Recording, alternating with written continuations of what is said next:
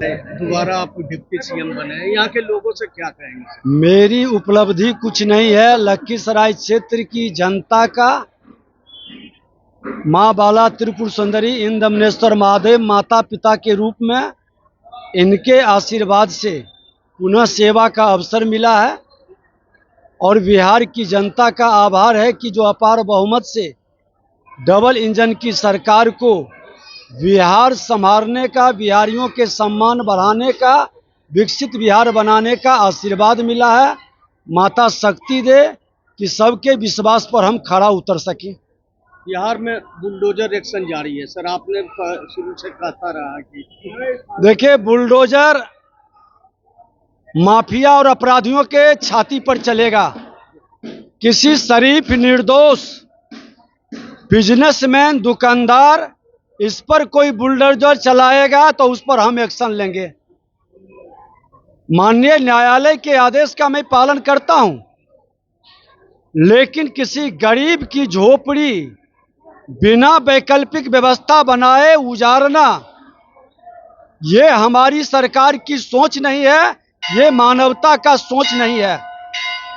और आज जिस बरहिया शक्ति धाम में हम विराजे हैं, माता जब शक्ति देता है तो ये बरहिया धाम के रूप में आज हमारे सभी अभिभावक, यहाँ के अध्यक्ष, चेयरमैन सब लोग हैं।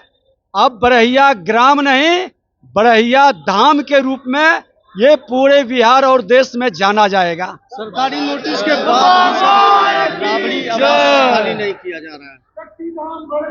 देखिए, राजद कांग्रेस का अपना संस्कार होता है। पद कितना भी मिल जाए, चेहरा बदलने का कितना भी प्रयास करे, लेकिन उनका अराजकता, दबंगई, गुंडे की भाव उभरता है। मोह किस चीज का?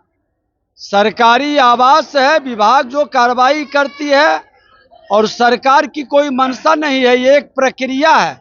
हर बार सत्ता बदलती है तो विभाग, भवन निर्माण विभाग से ये व्यवस्था बदलती है। इसको इतना तुल देने की जरूरत भी नहीं है।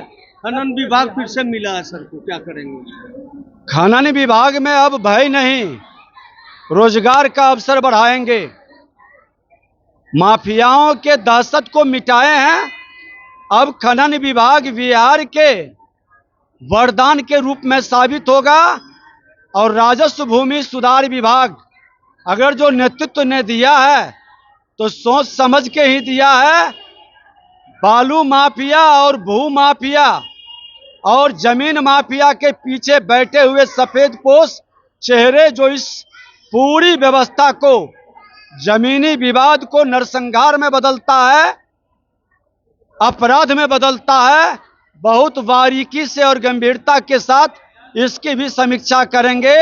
बिना शोर मचाए इसका समाधान करेंगे। कल कांग्रेस बिहार में सर, एक सवाल लिस्ट तैयार की गई अपराधियों के, पर पूरे बिहार में 1700 लोगों ने अपराधियों की लिस्ट तैयार की है, क्या है?